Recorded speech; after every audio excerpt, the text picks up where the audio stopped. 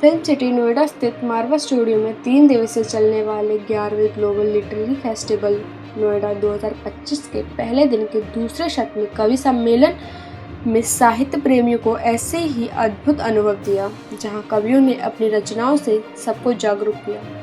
दीप प्रज्वलन और गणेश वंदना के साथ कार्यक्रम की शुरुआत की गई।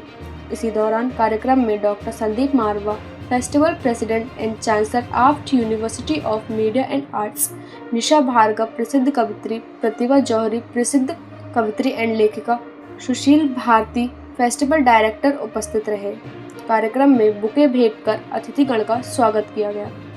डॉक्टर संदीप मारवा ने कहा, कवि सम्मेलन सिर्फ शब्दों का मेल नहीं, ये भावनाओं और विचारों का संगम है। कविता वह शक्ति है जो दिलों को जोड़ती है, सोच को गहराई देती है और समाज को दिशा प्रदान करती है। वहाँ मौजूदा अतिथिगण ने भी कविताओं के माध्यम से अपने विचारों को साझा किया। इसी दौरान कार्यक्रम में न्यूज़ लेटर डे फर्स्ट मंथन के पोस्टर रिलीज किया गया। साथ ही आफ्ट एलुमनी सोनूमिल पांडे की लिखी किताब the moon is also alone का विमोचन किया गया। बता दें कि कार्यक्रम में प्रसिद्ध कवियों ने कविताओं के माध्यम से कई विषयों पर कविताओं को सुनाया। उसमें डॉक्टर अवधेश तिवारी, डॉक्टर उषा श्रीवास्तव, प्रसिद्ध कवित्री, डॉक्टर गीतिका चतुर्वेदी, प्रसिद्ध कवित्री, उपेंद्र अपर्ण, प्रसिद्ध कवि, संकल्प जैन, प्रसिद्ध कवि ने अपनी कविताओं से श्रोताओं को भाव विभोर कर दिया। कार्यक्रम में अंत में डॉक्टर संदीप मारवा ने सभी अतिथिगण को फेस्टिवल मोमेंटो और फेस्टिवल पार्टिसिपेशन सर्टिफिकेट देकर सम्मानित किया।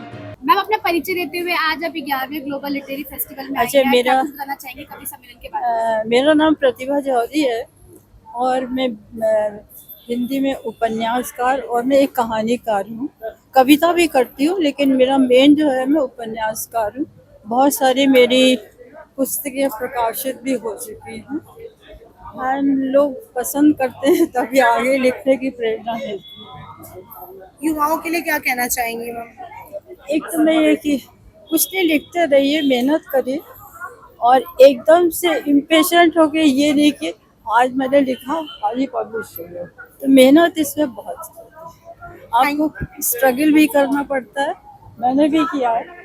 मतलब आपकी किताब पब्लिश होती है और आप कहानी पढ़ती हैं तो कोई उसको लाइक करता है, कोई क्रिटिसाइज, उसके लिए तैयार रहना चाहिए। क्रिटिसिज्म तो होता है। तो मैं युवाओं से ये कहूँ, लिखते रहिए, कभी भी निराश मत होइए। ये नहीं कि मेरी कहानी मैं ये लिख दिया वो लिख दिया, ऐसा नहीं होता है। आप निराश मत होइए, लिखते रहिए। मैं कवि संकल्प जैन गाजियाबाद से, और मैं एएफटी की पूरी टीम को, संदीप मारवा जी को बहुत आभार उनका व्यक्त करता हूँ। इतना शानदार कार्यक्रम, इतनी जानदार व्यवस्था और क्या शानदार बच्चों ने सुना है। तो मुझे लगता है कि देश का भविष्य जो है सही हाथों में है और सही दिशा में जा रहा है। रास्तों की दिलकशी अपनी जगह, चलने वालों की भी मर्जी चाहिए। यूं तो महफिल में हम पढ़ते रहे, सुनने वालों की भी मर्जी चाहिए। लाख आंसू इश्क भी रोए तो क्या, आसमानों की भी मर्जी चाहिए।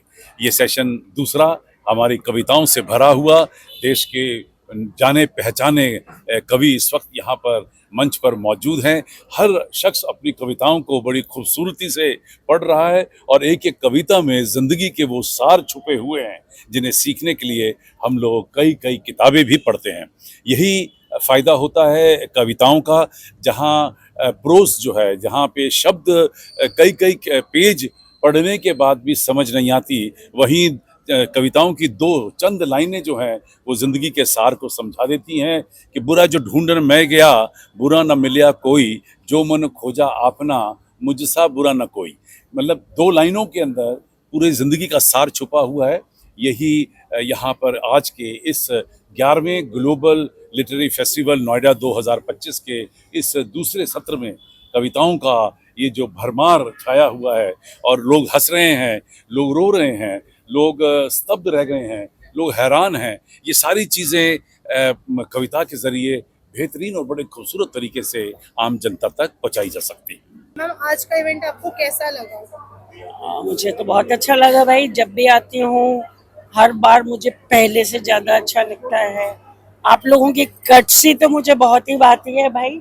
एंट्रेंस से लेके हॉल तक जाना और फिर आप सबसे मिलना, आपको प्यार की नज़रों से देखना, सब अच्छा लगता है। मैम 11वें ग्लोबल लिटरेरी फेस्टिवल में आज कवि सम्मेलन भी किया गया है, क्या कुछ बताना चाहेंगे इसके बारे में? कितना आपकी बार ना थोड़ा डिफरेंट कर दिया था। पिछली बारों में हम सब वरिष्ठ कवि आया करते थे जिनके साथ मैं कविता पढ़ती थी, जैसे डॉक्टर रमा सिंह हुआ करती थी, अनीता वर्मा होती थी। अब की बार इन्होंने क्या किया, मेन युवा कवियों के लिए कर दिया।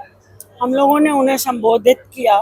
हालांकि मैं हास्य व्यंग लिखती हूँ, कविता सुनाए बिना तो रह नहीं सकती हूँ, और मैंने भी अपनी कुछ कविताएं सुनाई। अच्छा चल रहा है प्रोग्राम, अच्छा है।